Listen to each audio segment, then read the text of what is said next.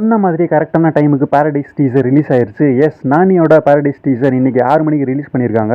படத்தோட டீசர் எப்படி இருக்குன்னு சொல்லி ஷார்ட் அண்ட் ஸ்வீட்டாக பார்ப்போம். அண்ட் அதுக்கு முன்னாடி நம்ம சேனலுக்கு ஆதரவு வேணும். ஆதரவு மட்டும் இல்லை, பேராதரவு வேணும்.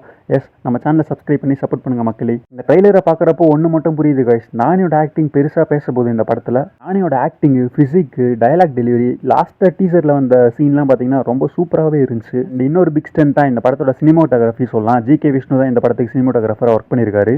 டீசரில் நிறைய இடத்துல காக்கா வர மாதிரி காமிச்சிருக்காங்க. அதெல்லாம் பார்க்குறப்போ விஎஃப்எக்ஸ் ரொம்ப சூப்பராகவே பண்ணியிருந்தாங்க. அண்ட் அது மட்டும் இல்லாமல் இன்னொரு ப்ளஸ்ஸாக ஃபைட் சீன்ஸ் தான் இந்த படத்தில் ஒரு முக்கியமான அசெட்டாக இருக்க போகுது.